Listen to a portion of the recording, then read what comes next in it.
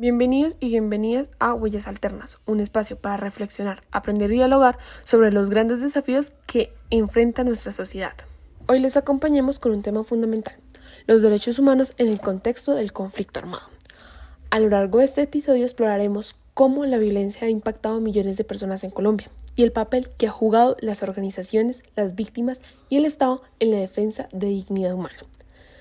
Gracias por estar aquí, los invitamos a escuchar, cuestionar y ser parte de esta conversación que nos involucra a todos. Para hablar de este tema, invito a mi compañera Natalia Carrillo y María Paula. A continuación, Natalia nos va a hablar del contexto social que hay en Colombia del conflicto armado. Adelante, Natalia. El conflicto armado ha sido uno de los causantes de la violación de derechos humanos en nuestro país. Se estima que aproximadamente 9 millones de personas en Colombia han sido víctimas directas de esta violencia, padeciendo actos tales como desplazamiento y desaparición forzada, homicidio, secuestro, tortura, violaciones, reclutamiento forzado y atentados por parte de estos grupos ilegales, lo que ha hecho que el Estado busque la manera de acabar con esta violencia que ha azotado a la población colombiana por varios años. Muchas gracias, Natalia. Prosiguiendo con el tema, nuestra compañera María Paula nos trae una víctima del conflicto armado. Se llama Martín. Dime, María Paula. Adelante. ¿Cuál es su conexión con el conflicto armado?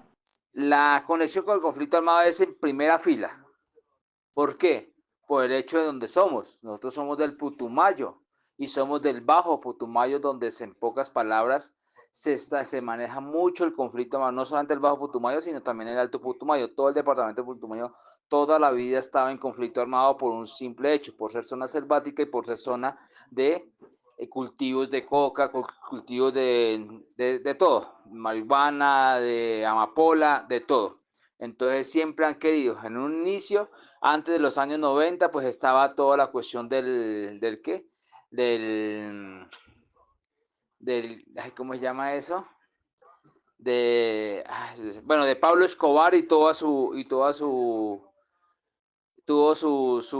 su clan, ¿sí me entiende? Después de la muerte de Pablo Escobar, como es, a pesar de que cuando estaba cuando estaba con la cuestión de Pablo Escobar no se veía tanto la violencia, se veía mucho la producción de coca, mucho la producción de eso, pero la violencia no se veía mucho. Mientras que después de la muerte de Pablo Escobar y la captura de muchas personas del cartel de Medellín, entonces, y después con el cartel de Cali, entonces quisieron meterse en la guerrilla. En ese momento los que estaban siempre era el Frente 43. No me acuerdo, Frente 47. Era el cargo del Putumayo en ese tiempo. Entonces la cuestión es que, pero la cuestión es que con la guerrilla sí era aún más complicado. Porque no solamente eso, ellos lo que hacían era obligar a la gente a cultivar a las buenas o a las malas. Usaban en pocas palabras, dejaban de que las fincas produjeran agricultura solamente por cultivar, y si no lo hacían, pues mataban a las personas, mataban a los padres, mataban a los sobrinos, mataban mejor dicho, a todo mundo. ¿Me entiende? Eso fue un tiempo muy, muy duro. Tanto fue así que en pocas palabras, por ser un lugar como Puerto Leguizamo, que está en el Bajo Putumayo, solamente el transporte era vía fluvial y vía aérea, no había vía terrestre. Entonces, al ver ser vía fluvial, también por todo el río Putumayo, por todo el río Caquetá, porque eran dos lugares donde podían llegar desde Putumayo por Puerto Asís o desde Florencia por el Caquetá, esos dos ríos siempre estaban ahí militarizados por la guerrilla. Por un lado, la cuestión del Mono Jojoy, por otro lado, el Frente 47 por Putumayo. Porque aquí está el Mono Jojoy y todo eso. Entonces, entonces la cuestión es que comenzaban a reclutar jóvenes, niños, a muy temprana edad. Los comenzaban a reclutar, se los llevaban, obligados se los llevaban, o mataban a los padres y los llevaban y cogían esas fincas para toda esa cuestión. ¿Considera que sus derechos como víctima fueron reivindicados después de la Constitución de 1991? ¿Realmente considerar que sus derechos como víctima fueron reparados por el Estado después de la Constitución? No, nunca va a ser reparado, nunca fueron reparados, más allá. Realmente siempre la Constitución, siento que para mí la Constitución política cambió en cierta manera, pero para beneficio de quién. No tanto de los colombianos del pueblo, no tanto de la persona que está acá abajo, de gente como el Chocó, gente como el Guainía, gente como el Guaviare, gente como el Putumayo. No, para ellos no les cambió mucho más a los departamentos centrales. A los departamentos centrales le cambió mucho más a ciertas personas del nivel de estatus medio hacia arriba, para abajo, creo que no le cambiaron más a la persona víctima del conflicto armado, no le reparó absolutamente, solamente son palabras, porque más allá de cualquier cosa, de que uno esté como registrado en la unidad de víctimas y que uno más coloque tutelas, esto y que van de acuerdo con la Constitución, nunca se hace valer eso. Siempre hay un pro que está dentro de la tutela, siempre hay un pro que está dentro de la Constitución. Entonces, nunca la verdad, considerar que los derechos como víctima fueron reparados, no.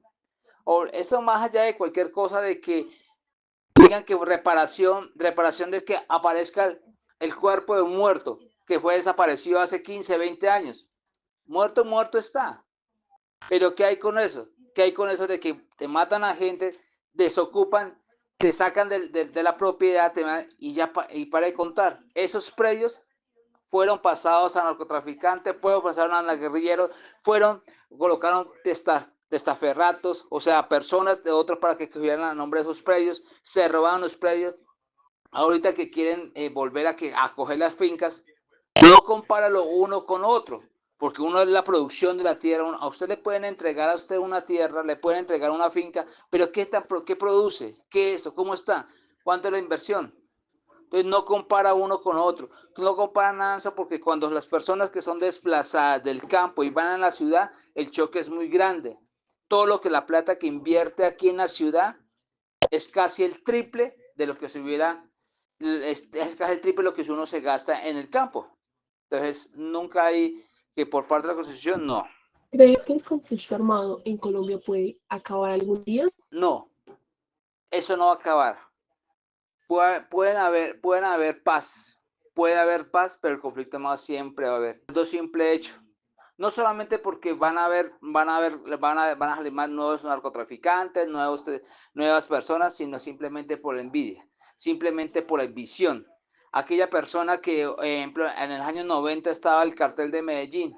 ¿Qué pasó? Terminó el cartel de Medellín y ¿qué apareció después? Los señores de Envigado, un grupito chiquitico. ¿Qué pasó? Murieron los señores de Envigado, todo eso. ¿Qué comenzó a aparecer? Los paramilitares.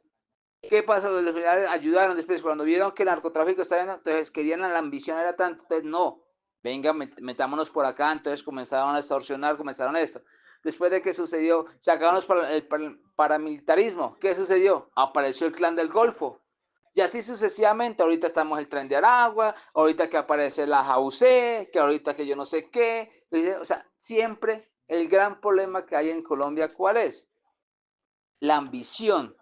Como saben de que esta persona sabe que le va, uy, esta persona está yendo bien, que trabaja, que eso, no, que es que estoy mandando coca para allá, para otro lado. Entonces ya comienzan a meterse cuando llegan, punto. La ambición. Lo mismo como sucedió con Pablo Escobar, que es como el personaje, digámoslo así, con respecto que puede ser como un narcotraficante. Pablo Escobar no era de cuna narcotraficante, era una simple persona que empezó desde abajo, pero la ambición a que lo llevó a esto. Muchas gracias, señor Martín, por darnos de su tiempo para esta entrevista. En conclusión, el conflicto armado en Colombia ha sido uno de los más prolongados y complejos de América Latina, con raíces profundas en la desigualdad social, la concentración de la tierra, la exclusión política y la falta de presencias estatales en vastas regiones del país.